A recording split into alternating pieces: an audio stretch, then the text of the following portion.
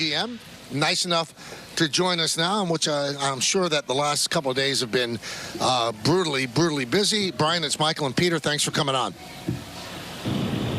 Hey, guys. How you doing? We're doing okay. How are you doing? Did you accomplish what you wanted at the trade deadline?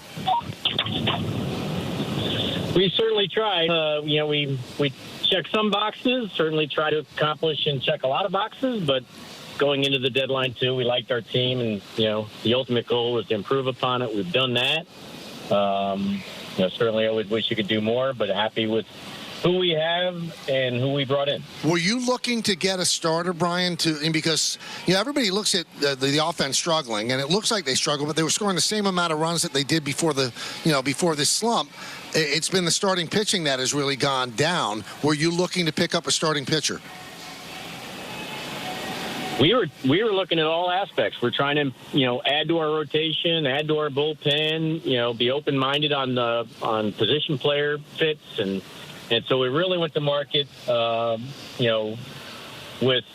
a lot of different thoughts and reacting to what we were also hearing from like 29 other counterparts and not kind of square peg square hole approach, more of be nimble and flexible and really try to tackle a lot of different things and see if we can just somehow come out of it with an improved roster, whether it was significantly improved, radically changed, or just moderately. And at the end of the day, the most important thing is recognizing you've got a good, strong unit and just trying to give our manager Aaron Boone more ammunition, and like anything else, you deal with fits.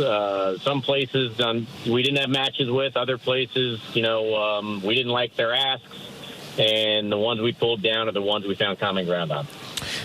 Jack Flaherty, we know, was one you've said already, Brian, that you weren't able to find a match for. How close were you? At any point did you think it was going to get done? You just stay engaged all the way to the very end. He was obviously one of the better starting pitchers on the market, and everybody's looking for starting pitching. So I think ultimately the Tigers made a decision towards the end, but we were obviously discussing a lot of different things, and the value was the value, and others matched up better than we could. Did you have some heat taken off of you, Brian, when the team won the games Saturday, Sunday, Monday, leading into the trade deadline yesterday, where they had been playing so poorly for a month and a half, and all of a sudden they reel off 3 wins in a row against pretty good teams? Did that take some of the pressure off of you? Absolutely not. Those are just small sample sizes, and it's just you got this one last chance to, within outside the organization, improve yourself with an exchange rate that was obviously different for everybody, and there was the pressure's there for us to win and find a way to win and find a way to deliver. So no, it's nice that we obviously went into this very difficult scheduled road trip to Boston and Philly and did as well as we did. But no, one has nothing to do with the other. Were you looking for a closer? Yesterday, Holmes blew his 5th save in 7 opportunities. Today, he did get the save in the 6-5 win. And in the clubhouse afterward, Aaron Judge said, that's our closer. We all believe in him. But he's not a swing and miss guy, Brian. Were you looking for that sort of guy to bring in to either have Holmes go to the 8th inning or have him back up Holmes? No, we were just looking for more swing and miss out of our entire pen, and trying to get more of that, and not, hey, we need a closer. I think Clay Holmes is an excellent closer. I think he's one of the best relievers in the game. I think, when he hits free agency, whether it's us retaining him or somebody else pulling him down, I think the market will reflect how good Clay Holmes really is and what the industry really thinks of him. But that's all for another day.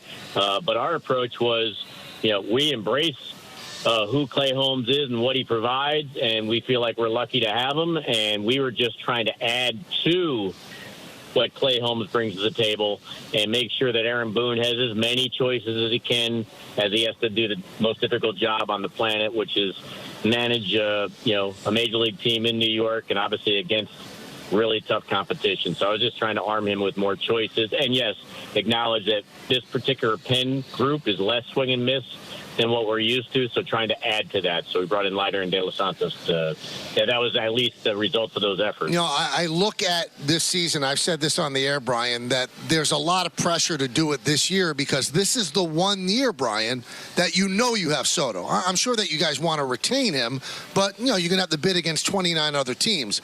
Do you feel that pressure as well? Because, hey, this is the one year we have Soto and Judge together, for sure. No, I mean, so as good as Soto is, turn the clock back. We had LeMahieu when he was a top 5 MVP candidate for a couple straight years with Judge on the roster and everything else we've had. And so you can play that game with our roster every year. And every year the pressure is the same with whatever group you happen to have. If it plays to the highest level of its ability, it's usually rosters that can compete for a championship. And so, no, I don't think, to your question, that there's any more pressure this year than last. I think we're, just fortunate to deploy Soto for ourselves rather than it adding more pressure to win. The pressure's there year in and year out regardless. Some people are questioning how deep the Yankee farm system is. That maybe there aren't that many people that are close to Major League ready, but were you asked a lot about specific guys, and were you reluctant to trade a Jason Dominguez and a Spencer Jones and a George Lombard Jr.? Were those guys that were asked for, and you just didn't want to mess with that?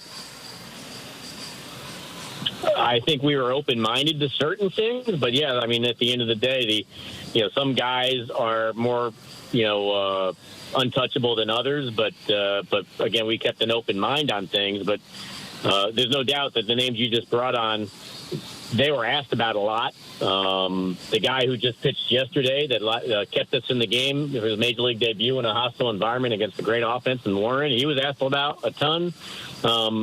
I acknowledge our system might not be as deep as some other organizations, that have been in a rebuilding mode, that put an arsenal together is much deeper, right now than we happen to be. And we've had some injuries and stuff too in the minors, blah, blah, blah. But at the end of the day, we certainly had a number of players that were coveted. But shooting those bullets for 2 months rental, that wasn't necessarily going to move a needle big enough. In some cases we matched up on things that we just said, that's not good. That's a bad deal. And we weren't trying to make good deals. We were trying to make deals that were going to improve us, but not deals that were stupid either at the same time. So, hey, it's the dance you got to do with everybody, your 29 counterparts. There's certainly we're in competition while we're doing those dance with other organizations that might be in this real time more suited or deeper or more diversified choices than we might be. And some of the guys people wanted to pull, we were unwilling to pull for those particular asks. But hey, that's how it goes every year, every winter, every summer. But as I said, I think we were flexible depending on who it was, and that what we came back with was what we came back with, and we're happy to add those to a team I think is really good as is, and I think it's gotten better, and I think obviously once some of the other guys come back from the IL too, it has a chance to get even better and deeper. So we are pleased with who we are. We are pleased with where we are, and we're looking forward to playing this thing. All right, so in the years that you've been the GM, the long time that you've been the GM, I can't recall, maybe you can, a guy that you traded away that has come back to haunt you as a superstar. There have been some guys that have become good players, but nobody has come back to haunt you like, Jeff Bagwell or John Smoltz back in the day. Those are famous trades. But then the flip side is that you get called a prospect hugger, that you fall in love with your prospects and you don't want to trade them. What do you say to that criticism? I don't know. I mean, I think we have to make very difficult decisions in real time, right? Mm-hmm. And I don't consider myself a prospect hugger. I think I'm willing to make deals, but then obviously in real time you got to make very difficult decisions on what you think or what you project something is or something going to be, and then you live with it. And so I think certainly there's going to be individuals you can point to that if you could turn back the clock, you would have deployed and given up on early. And then for those that that throw those comments, I guess I'm sure they're thankful Aaron Judge is still here, right? So because we could have shot that bullet in the minor leagues when he was coming through if we wanted. And so these are difficult moves. That's what you get paid to do with the people that you surround yourself with. And at the end of the day, it's all relevant. It all goes into the bin of who you are and what you are and how good you are. And so I guess you just have to take it on an individual case-by-case basis, I guess. All right, so yesterday, trade deadline, 6 o'clock. Brian, can you tell us whether you were really close to something that would have been on the front page of the tabloids today? I mean, were you close to that sort of deal? For the front page for today? Yeah, after the trade deadline. Yeah, the reason I asked is because obviously, Chisholm obviously was that guy a few days earlier, but so it's like another one. That would have knocked everybody's socks off. I mean, we're trying. I don't know about that. I mean, there were a lot of different puzzle pieces that were, or that were moving around that, we were just trying to find ways to continue to improve the roster, even if it meant changing the roster to some degree. But at the end of the day, those didn't fall in play. But the conversations were always being had as you'd want. But no, as we were getting closer and closer to 6 o'clock, unless we were going to get a call back or when we were making those final calls again, just to check to see if somebody was going to blink and change their mind or they overplayed their hand and they didn't want to get stuck or what have you. We were working those phones all the way up to the end, but clearly it didn't change. I've been saying this a lot. I wonder what your take is on it. I think it's ridiculous the trade deadline is at the end of July. The teams have not declared themselves. That extra wild card changes the whole paradigm. Shouldn't they push it back a couple of weeks so people can separate themselves where there aren't only 4 teams that are willing to sell because everybody thinks they have a chance? Do you think that the trade deadline's too early? I'll tell you what, if you were in the general manager's meetings on behalf of Major League Baseball and the commissioner's office, we have those type of meetings every year, and I've been a GM now for a long time, and that type of discussion seems to play out every year constantly. Somebody puts it on the agenda, and the room voting comes back, 50-50. Like some people would move it back, some people wouldn't change it. Some people think it's fine, exactly where it's at. So I think there's never been a consensus on that topic. Your points are well taken. And then some people, want it earlier in the year. So even earlier than it is, to be honest, I've heard the arguments that so people just have to run on fumes, use their system. If you have injuries or underperformance or no way to improve your club, I've heard that argument too in those type sessions. So, man, it runs all over the map, and usually every time we're done voting, it comes away with no consensus, no direction because of it, because everybody's got different views on it. What do you say, Brian? We get, obviously, we get some pretty hostile calls on this show. The Yankee fan base is a passionate one, to say the least. What do you say to the fan base who is upset and frustrated that they sort of feel like they're in it's sort of Groundhog's Day. Every year, team has potential, season starts, injuries happen, and by the time we get later in the year, they don't feel like they have a representative lineup and a chance to really threaten in the playoffs. What do you say to the fans who feel like it's been like that year after year? Well, obviously, I think everything is relative to their most recent emotional experience. So, clearly those who are making those phone calls or feel that way, which could be, a large portion of our fan base. It's just how we ended things, right, in the more recent times. So, and then certainly we've just come off of a horrific, feels like 6 weeks or so of terrible baseball. We went and played, baseball where we were rocking and rolling and from, no one could beat us per se to if we were playing in the College World Series, University of Kentucky would have knocked us out in the semifinals, right, in the college playoffs World Series. So It's just the ebbs and flows of this. In some cases, when you get sent home, it's because, something, fell apart and looked worse enough that it wasn't good enough. And hopefully this year's version is going to leave them with a different taste in their mouth. That's yet to be determined. But until we can erase that fully, that feeling, those beliefs, then there's nothing I can say about it other than to fight through it the best we can and try to flip that script and make them feel better longer, and that's only with, an exclamation point of a much more consistent offense. That, Exhibit A was we imported Soto this winter. Not that we didn't try to get him in the past. We tried to get him from Washington. We tried to get him from San Diego earlier the trade deadline last year, not this year, and ultimately got him this winter. So, while we have the ability to have that type of decision making, why I'm certainly in the chair, we keep trying, we keep working at it with new people and adjustments and changes and see if it's going to be good enough. So time will tell. Brian Cashman is our guest. Nice enough to join us after the trade deadline last night. Brian, I'm curious. I'm going to take that 35-game stretch out where you guys were 11-24, and only the White Sox were worse, and the White Sox were just dreadful. Did you doubt at any point this is not going to turn around? I mean, was there ever a moment where you go, "Wow, what's happening here"?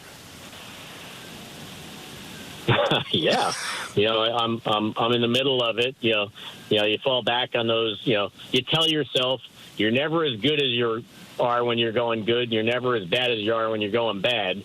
That doesn't help comfort you. Right, when you're going through you don't even bother to use that when you're flying high, but you certainly hear that from people trying to help you through it mentally. But at the end of the day, we look pretty horrible, and it went longer than expected, and it is baseball. So I never take things for granted. And we've also had some experiences with it in the most recent two seasons, and so. It's all on the front of your mind. And that's why, obviously, for instance, at this deadline, we acquired the player we did from Florida, from Miami, and to try to deepen our lineup, improve, our athleticism in the offensive side, get a left-handed bat that puts the ball in the air rather than on the ground. And, because we've hit so many double plays this year, and get somebody who can go first to third or first to home on a ball in the gap or steal some more bases, all the above, and try to continue to improve upon things. So, yeah, I mean, bottom line, those were, and, that period was rather difficult. And without a doubt, I don't care if you're a fan. I don't care if you're a player that's playing through it, or a manager, or a coaching staff, or for front office, or me, myself, and I. That was not representative of what our capabilities of, but it's also representative of how difficult this game is. Brian, sometimes I feel like it's almost underrated among the fan base how much they should hate the Astros. I mean, like, the hatred of the Red Sox is obviously well documented for a million reasons. But over the last near decade now, it really has become the Astros are the rival to this team. Inside the Yankees, do you guys have the sort of requisite distaste for this team, the amount of tough losses and sort of dominance that the Astros have had over you guys over the last several years? I think you're leaving out important pieces I don't need to talk about, too, that would go into what your comments are. That as well. That as well, Brian. That as well. Yeah. Listen, bottom line is rivalries are good for our sport. Without a doubt, there's a rivalry there, and that will drive a lot of emotions, attentions, and heightened interest. So that's great.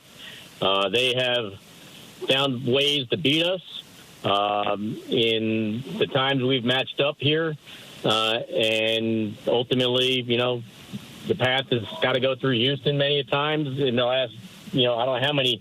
It's been a long time now. Clearly, they've had a hell of a run, but they're not the only ones that are going to be playing for the big prize this year. They're certainly competing for it with a lot of others, including ourselves. So, we'll see. Whoever we match up with, whenever we match up with, as long as we can get there, we look forward to competing. Final thing, Brian, I'm wondering, was this the ultimate seller's market where, I mean, there aren't that many teams that are giving up and everybody's asking for Neiman Marcus prices, maybe even if it's just, I don't know, Target, product. I mean, was it really difficult to find reasonable matches? Yeah, I mean, I'm certainly thankful that we were buyers because ultimately, you don't want to be, especially with the Yankees, you don't want to be a seller. So thankfully our team is strong and we're in a position to add to it. But to answer your question, if you were ever going to be a seller, this particular trade deadline was the best time probably ever in the history of our game to be a seller. The prices were through the roof. The demands were high. What the reasonings behind all that were, more wild card teams, whatever it was, limited huge inventory, in terms of superstars being moved. You didn't see that, but a lot of really good players got moved. That will impact these pennant race. But in terms of the price tags and that people were paying at a level was probably at a historic rate. And so I never want to be in a buying mode, but if you were selling this time around, you certainly were in a beneficial share to optimize that. Brian, thank you for your time. We appreciate it.